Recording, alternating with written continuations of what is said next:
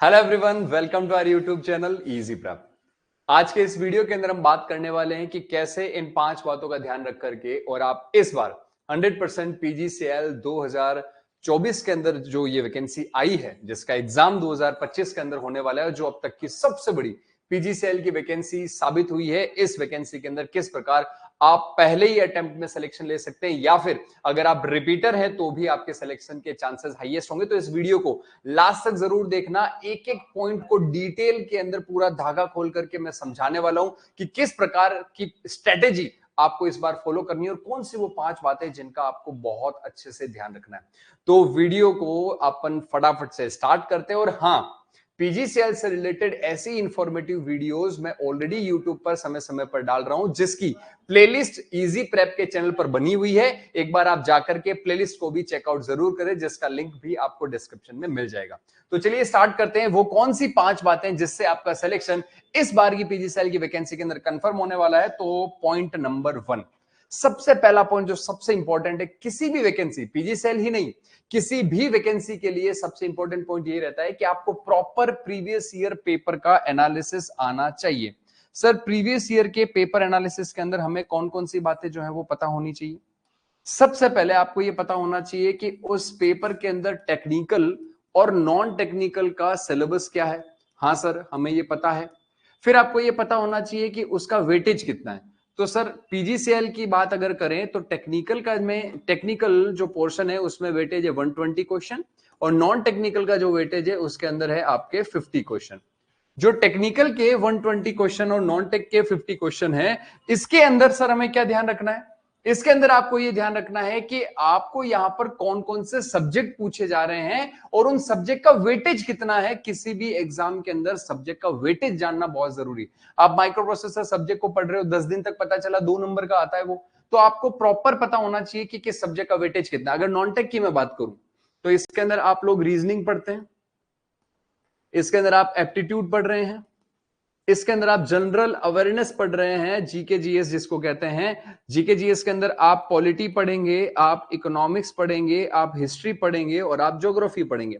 और एक छोटा सा पोर्शन जनरल साइंस का भी यहां पर आपका रहता है, स्मॉल पोर्शन।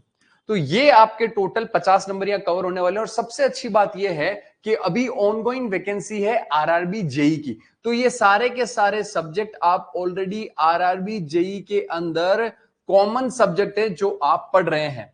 साथ ही साथ अगर मैं रीजनिंग और जनरल अवेयरनेस और जनरल साइंस की बात करूं तो ये तीनों के तीनों सब्जेक्ट एसएससी जेई में भी कॉमन है। तो जब भी आप कोई सब्जेक्ट पढ़ें तो ये आप अच्छे से एनालाइज करें कि क्या वो सब्जेक्ट और भी वैकेंसीज के लिए इंपॉर्टेंट है, क्योंकि हर स्टूडेंट एक बैकअप लेकर के चलता है। तो अगर वो कोई एक सब्जेक्ट पढ़ रहा है तो उसको ये भी पता होना चाहिए कि अच्छा, ये सब्जेक्ट बाकी 2 वैकेंसीज की जो मैं तैयारी करने की सोच रहा हूं क्या उनमें भी आता है। तो वो सब्जेक्ट पहले कवर करें जो बाकी वैकेंसीज को भी फोकस करता हो। तो यहां पर पीजीसीएल की अगर मैं बात करूं तो ये नॉन टेक वाला जो पोर्शन है वो आरआरबी जेई और एसएससी जेई में भी कॉमन है। और आरआरबी जेई की अभी वैकेंसी में आप प्रिपरेशन कर भी रहे हैं तो ये 50 क्वेश्चन आपकी मुट्ठी में, आप उसकी चिंता नहीं करें। चिंता सबसे बड़ी है सीबीटी 2 आरआरबी जेई में भी आएगा, उसमें भी टेक्निकल है, जो कि 2025 में दोबारा से होने वाला है। आप लोगों को पता होना चाहिए जून 2025 के अंदर आरआरबी का एग्जाम होगा, अक्टूबर के अंदर आपके 2025 के अंदर एसएससी जेई का एग्जाम होने वाला है और इससे भी पहले फरवरी 2025 के अंदर अपना पेपर होने वाला है पीजीसीआईएल का। तो आपको यह पता होना चाहिए कि सर कौन कौन से सब्जेक्ट है जो कॉमन है। अच्छा, कॉमन के पहले भी एक चीज पता होनी चाहिए कि जिसका वेटेज ज्यादा है उसको आपको पहले फोकस करना है। अब मैं यहां पर आपको वेटेज वाइज सब्जेक्ट का जो है वो लाइनअप बताने वाला हूं। सबसे पहले अगर बात करें तो सबसे ज्यादा वेटेज आता है पावर सिस्टम का। पावर सिस्टम में इंक्लूडेड मैं रखता हूं हमेशा utilisation and estimation and costing को। ये तीनों मिलाकर के एक ही सब्जेक्ट बनता है। दुनिया हो सकता है इसको अलग अलग सब्जेक्ट के नाम से जाने, मगर अपन एक ही सब्जेक्ट के अंदर पढ़ाते हैं। और पिछली बार भी इस सब्जेक्ट के सबसे ज्यादा क्वेश्चन, टोटल 49 क्वेश्चन इन तीनों के आए थे मिलाकर के। 120 में से एक अकेले 40 से 45 क्वेश्चन ये लेके चला जाता है। 40 टू 45 क्वेश्चन मिनिमम आपको इस पोर्शन के अंदर मिलने वाले हैं। सेकेंड नंबर पर प्रायोरिटी रहती है सबसे ज्यादा मशीन्स की। मशीन के बाद में रहती है priority network plus basic electrical engineering की। अगर ये 3 सब्जेक्ट भी आप कंबाइंड कर लेते हैं इकट्ठे, अगर इन 3 सब्जेक्ट को भी आपस में मिला लिया जाए तो तकरीबन 80 से 90 मार्क के क्वेश्चन आपको इन 3 से कवर हो जाते हैं।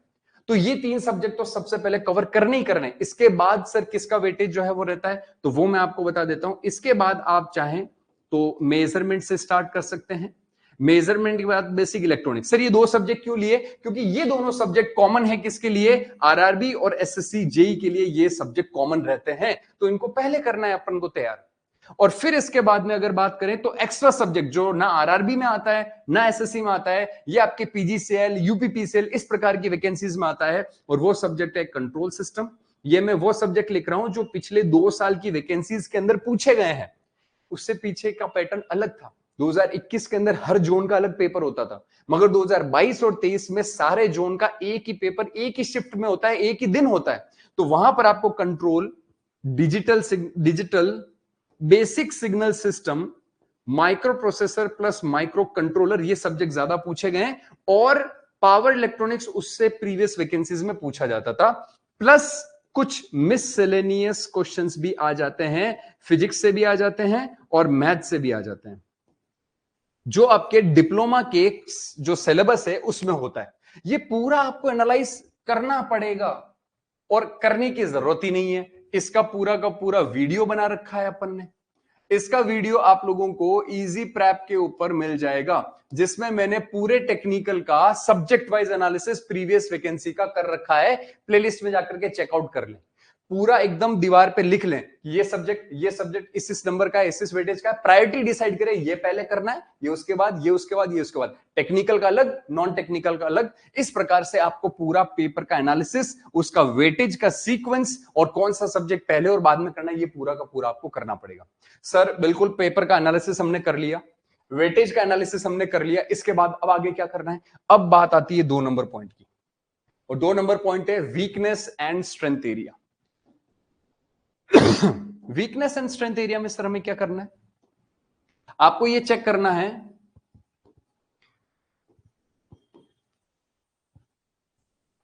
कि आपका वीक जोन क्या है और आपका स्ट्रॉन्ग जोन क्या है।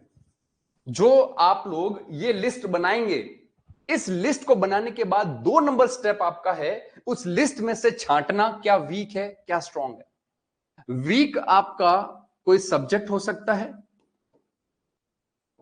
या पर्टिकुलर सब्जेक्ट का प्रैक्टिस वीक हो सकता है।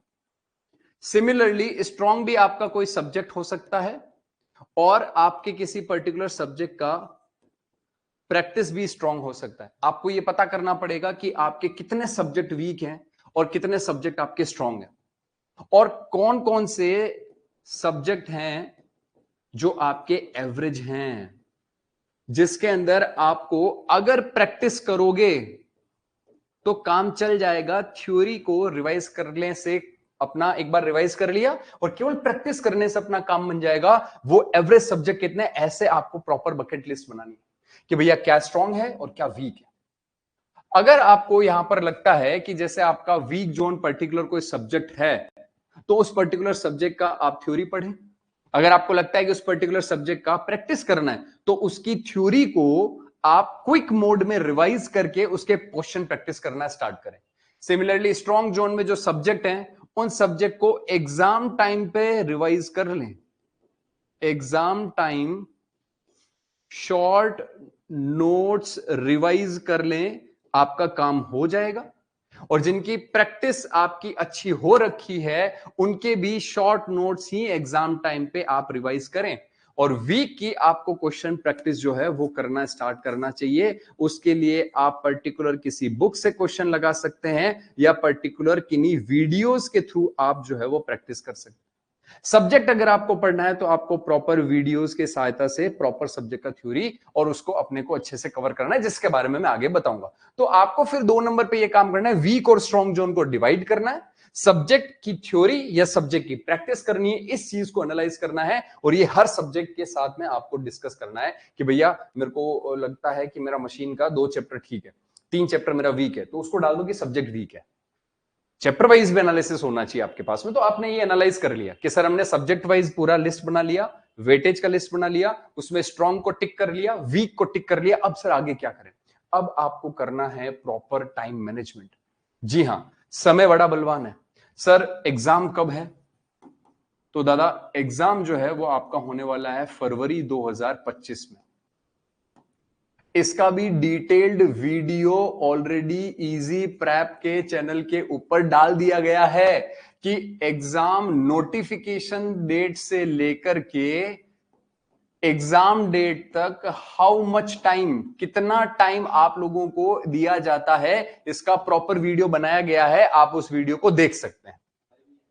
अब यहां पर एग्जाम तो सर फरवरी में होने वाला है। अब मैं बात करूं, अब हो चुका है दिसंबर स्टार्ट, तो आप लोगों के पास में दिसंबर और जनवरी और कुछ फरवरी मिला लो तो मिनिमम 60 से मैक्सिमम 75 दिन जो है वो बचे हुए हैं सर हमारे पास।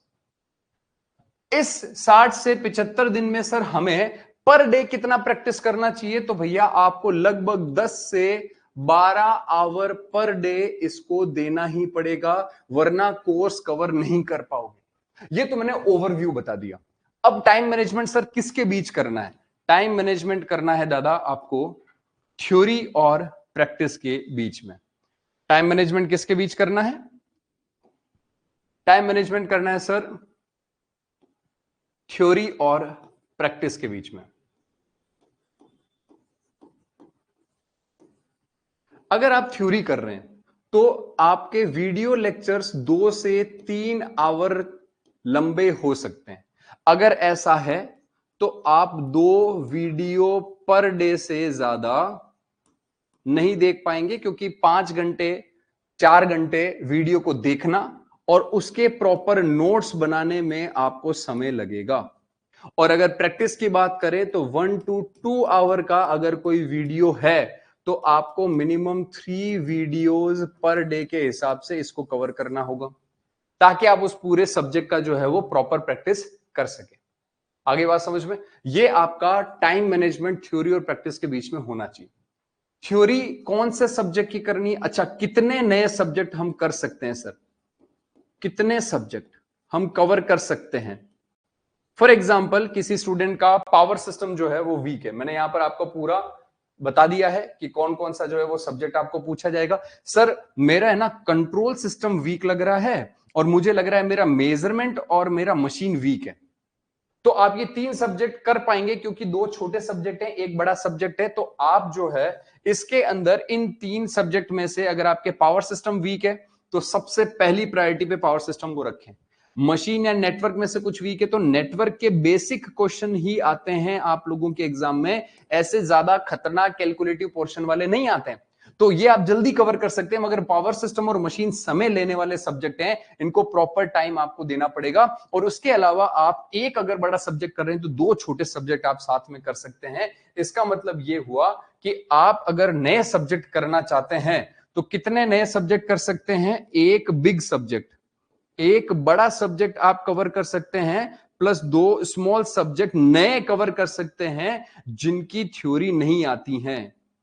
न्यू सब्जेक्ट जिनकी थ्योरी आपको नहीं आती है, इससे ज्यादा आप नहीं कवर कर पाएंगे, क्योंकि समय आपको सामने दिख रहा है। तो सर प्रैक्टिस हमें किन किन स्टूडेंट्स को करनी चाहिए? प्रैक्टिस सबसे पहले वो स्टूडेंट जो रिपीटर हैं, जिन्होंने ऑलरेडी पीजीसीएल के 1-2 एग्जाम दिए, उनको प्रैक्टिस करनी चाहिए। साथ ही साथ जिनका थ्योरी पूरा हो चुका है, अब उनके क्वेश्चन प्रैक्टिस बाकी है, वो पिछले 6 महीने से किसी न किसी एग्जाम की तैयारी कर रहे हैं, उनको प्रैक्टिस करनी चाहिए। या फिर जिनका सिलेबस 50% से ज्यादा कवर हो गया है, वो ये थ्योरी कवर कर लेंगे तो उनका सिलेबस लगभग 80% के आसपास हो जाएगा, वो दाव लगा सकते हैं और उनको भी प्रैक्टिस करनी चाहिए। प्रॉपर प्रैक्टिस करनी चाहिए क्वेश्चंस की, ढेर सारे, जितने हो सके उतने सारे क्वेश्चन लगाएं। और ये प्रैक्टिस में क्या क्या कवर करना है? प्रीवियस ईयर क्वेश्चन मैंडेटरी है, और लेटेस्ट स्टेट जेई एग्जाम्स के पीवाईक्यू आपको कवर करना बहुत जरूरी है। ये 2 चीजें तो आपको कवर करनी ही करनी पड़ेगी।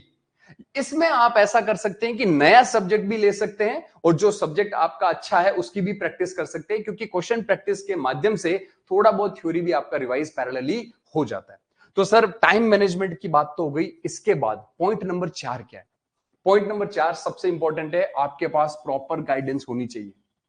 आप जरूरी नहीं है कि इजी प्रेप से पढ़ रहे हो, आप XYZ किसी भी प्लेटफॉर्म पर पढ़ रहे हो, आप कॉलेज के दौरान किसी टीचर से टच में हो सकते हैं, आप पर्टिकुलर प्रिपरेशन के दौरान जो है वो किसी भी मेंटोर के टच में हो सकते हैं।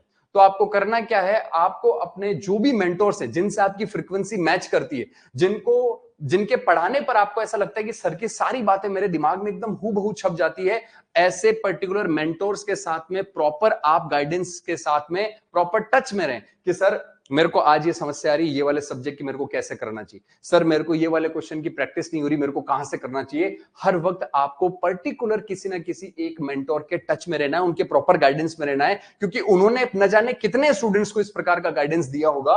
तो अगर आपके पास में प्रॉपर कोई सर हैं जिनके गाइडेंस में आपको अच्छे से सब कुछ समझ में आता है, उनसे रेगुलर टच में रहें, तो मेंटोर आपके पास होना जरूरी। गुरु बिन घोर अंधेरा भाई, एक पर्टिकुलर गुरु आपके साथ होना चाहिए। दूसरा, गूगल गुरु नहीं चलेगा, ध्यान रखना। पॉइंट नंबर 2, उस पर्टिकुलर एग्जाम में अगर कोई सेलेक्टेड कैंडिडेट है, सेलेक्टेड स्टूडेंट है, तो उससे संपर्क करना है। कैसे सर? हो सकता है किसी के कॉलेज में किसी सीनियर का सिलेक्शन हुआ, उनके नंबर निकलवा सकते हो, बात कर सकते हो, भैया मैं आपका जूनियर बात कर रहा हूं, आपने जो एग्जाम क्रैक किया है मैं उसी एग्जाम का तैयारी कर रहा हूं, आपसे कौन कौन सी गलतियां हुई, क्या क्या प्रिपरेशन में आपको दिक्कत आई, आप जरा बता दो। उससे क्या होगा, आप गलती रिपीट नहीं करेंगे, गलती रिपीट नहीं करेंगे जो उन्होंने करी है। तो टॉपर से मिलना बहुत जरूरी है, जो सेलेक्टेड स्टूडेंट्स हैं उनसे बात करना बहुत जरूरी है, उनकी जो प्रिपरेशन स्ट्रेटजीज हैं उनको जो है वो समझना बहुत जरूरी है, तब जाकर के आप सिलेक्शन के एक कदम और नजदीक जा पाएंगे। और तीसरा है सबसे इंपॉर्टेंट कि आपको कोई ना कोई कोर्स लेना चाहिए, और मोस्टली स्टूडेंट घर रह करके तैयारी अगर कर रहे हैं तो ऑनलाइन कोर्स आप अच्छे से देख सकते हैं, या आप पर्टिकुलर कहीं ऑफलाइन भी करना चाहे तो ये आपकी चॉइस है। मगर ऑनलाइन में क्या है कि घर बैठे आपको सारी सुविधाएं मिल जाती है, आपको खाना बनाने की चिंता नहीं है, आप घर पे रहते हैं तो आप इंटरनेट कनेक्शन अच्छा रखें बस, और प्रॉपर आप समय जो है वो पूरा का पूरा पढ़ाई पे दे सकते हैं। डिस्ट्रैक्शंस थोड़े से आपके जो है वो कम रहेंगे, घर वालों की नजर में रहोगे तो थोड़ा डिस्ट्रैक्शन का भी जो है वो थोड़ा कम रहता है। तो ऑनलाइन कोर्स या ऑफलाइन आप प्रॉपर जो है वो आपके पास कोर्स होना चाहिए। ये कोर्स आपका थ्योरी का हो सकता है या फिर ये कोर्स आपका प्रैक्टिस का हो सकता है। प्रॉपर कोर्स होना बहुत जरूरी है, क्योंकि YouTube पर कहीं पर भी 100% पूरा कंटेंट एक साथ नहीं मिलेगा, और मान लो मिल भी जाए तो उसको ढूंढना अपने आप में, उसको अरेंज करना बहुत भारी काम है, और इतना समय आपके पास है नहीं कि आप इस समय इस चीज को अरेंज करने में कि भैया कहां कहां से मैं पढ़ूं, उसमें आप 20-25 दिन लगा देंगे, तब तक तो एग्जाम ही आ जाएगा।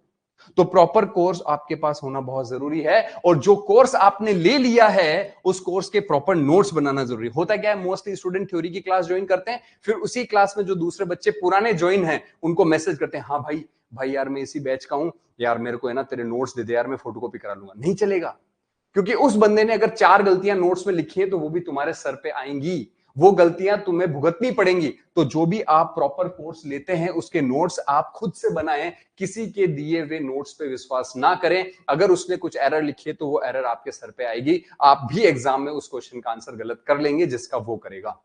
तो आपको करना क्या है, प्रॉपर मेंटोर आपके पास होना चाहिए, टॉपर्स की स्ट्रेटेजी आपके पास होनी चाहिए, प्रॉपर कोर्स के साथ साथ प्रॉपर नोट्स आपको जो है वो बनाने पड़ेंगे। इस प्रकार का प्रॉपर गाइडेंस आपके पास होना चाहिए। और सबसे लास्ट कि सर हमने सब्जेक्ट की लिस्ट बना ली, हमने प्रायोरिटी डिसाइड कर ली, हमने वीक और स्ट्रॉन्ग जोन बना ली, हमने टाइम मैनेजमेंट कर लिया, ये प्रॉपर गाइडेंस हमने ले लिया। अब सबसे लास्ट में क्या करना है सर, अब सबसे लास्ट में अपनी परफॉर्मेंस को इवेल्युएट करना है, एनालिसिस करना है। किसके थ्रू? टेस्ट के थ्रू। टेस्ट के थ्रू चेक करना है सर ये टेस्ट कैसे देने हैं सर। ये टेस्ट दो तरीके से हो सकते हैं, या तो आप प्रॉपर कोई ऑनलाइन टेस्ट सीरीज ज्वाइन करते हैं, या फिर आप अलग अलग प्लेटफॉर्म्स पर होने वाले मॉक टेस्ट को ज्वाइन कर लेते हैं। दोनों में से जो आपको अच्छा लगे आप कर सकते हैं। ऑनलाइन टेस्ट सीरीज में आपको नंबर ऑफ टेस्ट ज्यादा मिल जाते हैं, आपको पता रहता है कि किसी टेस्ट में आपने अच्छा किया, किसी टेस्ट में आपने अच्छा नहीं किया, किसी टेस्ट में आपने एवरेज किया। मॉक टेस्ट के अंदर आपको क्या है कि लेवल अलग अलग मिलता है, हर एक का सोचने का तरीका अलग होता है, तो अलग अलग लेवल के आपको मॉक टेस्ट मिलते हैं। तो आप थोड़ी परफॉर्मेंस एनालिसिस करने में हो सकता है झिझकें, तो आपके पास एक प्रॉपर टेस्ट सीरीज जो है वो होना जरूरी है सबसे लास्ट में, ये चेक करने के लिए कि जो आपने मेहनत करी है क्या वो रंग ला रही है, क्या आपने जितना टारगेट किया उतने मार्क्स आप लेकर के आ रहे हैं। और प्रीवियस कट ऑफ से रिलेटेड भी वीडियोस बहुत जल्दी आपको मिलने वाला है, और जो भी वीडियोस हमने बनाए हैं मैं पहले भी बता चुका हूं, इजी प्रेप की जो प्लेलिस्ट है उसका लिंक आपको वीडियो के डिस्क्रिप्शन में मिल जाएगा, जिसमें पीजी सेल से रिलेटेड तमाम इंफॉर्मेशन के जो वीडियोस हैं अलग अलग वो हमने डाले हैं। अब सर ये सारा हमने कर लिया, परफॉर्मेंस एनालिसिस भी हमने कर ली, मगर क्या इजी प्रेप हमारे लिए कुछ ऐसा कर रहा है जिसके अंदर हमें सब कुछ करने की जरूरत ना पड़े? जी हाँ। अब मैं आपको बताने जा रहा हूं कि इजी प्रेप आप लोगों की किस प्रकार से मदद करेगा। तो इजी प्रेप ने लॉन्च किया है एक एक्सक्लूसिव प्रैक्टिस बैच। जी हां, इस प्रैक्टिस बैच के अंदर आपको क्या मिलने वाला है वो मैं आपको बता दूं।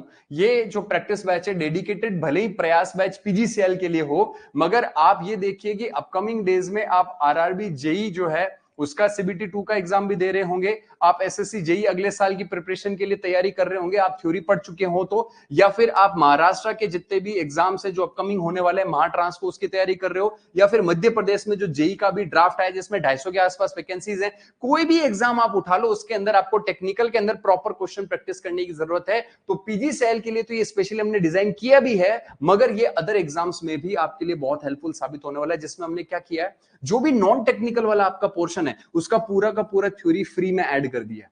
आराम से पूरे थ्योरी की क्लासेस करो। और वैसे भी जो स्टूडेंट मोस्टली पूरे इंडिया के एस्पिरेंट्स आजकल आरआरबी जेई में लगे हुए हैं, तो आरआरबी जेई में आप नॉन टेक का पोर्शन वैसे भी अच्छे से कर चुके हैं, तो आपको अगर कुछ कमी लग रही हो तो इस थ्योरी वाले सेगमेंट से आप अपना नॉन टेक का कमी पूरा कर लें। मगर टेक्निकल जो 120 मार्क का होने वाला है, 120 क्वेश्चंस, इन 120 मार्क के क्वेश्चन के लिए हमने 5000 प्लस एमसीक्यू जो कि हिंदी इंग्लिश दोनों लैंग्वेज में होने वाले हैं, उसका लाइव आप लोगों को प्रैक्टिस कराया जाएगा, जिसके रिकॉर्डेड सेशन भी अवेलेबल रहेंगे। और ये डिटेल्ड एक्सप्लेनेशन के साथ आपको दिया जाएगा प्रैक्टिस, यानी हर क्वेश्चन के पीछे का थ्योरी एक्सप्लेन किया जाएगा, क्वेश्चंस के माध्यम से थ्योरी रिवाइज कराई जाएगी। तो वो स्टूडेंट जिनकी मैंने कैटेगरी आप लोगों को बताई थी यहां पे कि किन स्टूडेंट्स को प्रैक्टिस की नीड है, जो रिपीटर स्टूडेंट्स हैं, या फिर वो स्टूडेंट जिनका थ्योरी पूरा हो चुका है, या वो स्टूडेंट जिनका 50% सिलेबस कवर हो गया है, उन सभी को ये वाला प्रैक्टिस बैच ज्वाइन करना चाहिए। ये मैं आपको सजेस्ट करता हूं, इच्छा आपकी है, क्या करवा रहे हैं वो हम आपको बता रहे हैं कि भैया 5000 प्लस क्वेश्चन की लाइव प्रैक्टिस बाइलिंगुअल क्वेश्चन की सहायता से डिटेल एक्सप्लेनेशन दिए जा रहे हैं, और हर सब्जेक्ट एक एक्सपर्ट फैकल्टी के द्वारा कराया जाएगा जो उस सब्जेक्ट के मास्टर हैं, और पीडीएफ लेक्चर्स आपको मिलेंगे जो आप डाउनलोड कर सकते हैं। तो जब आपको रिवाइज करना हो उन पीडीएफ को स्क्रॉल करो और अपना रिवाइज कर लो। लैपटॉप में एक्सेस कर सकते हैं, मोबाइल में एक्सेस कर सकते हैं, और यहां पर आपको एडिशनल प्रैक्टिस के लिए कुछ मॉक टेस्ट भी दिए जाएंगे।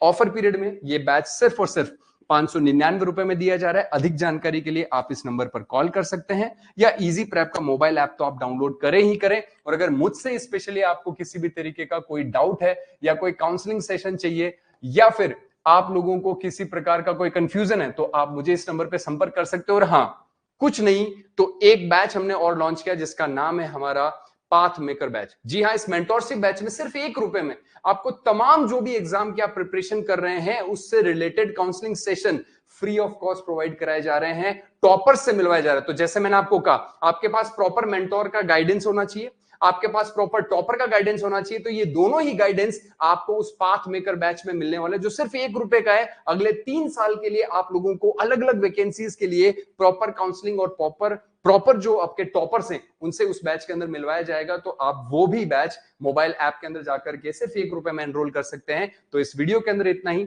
मिलते हैं जल्दी अगले वीडियो के अंदर पीजी सेल से रिलेटेड और भी स्ट्रेटेजीज को डिस्कस करने के लिए। Thank you so much.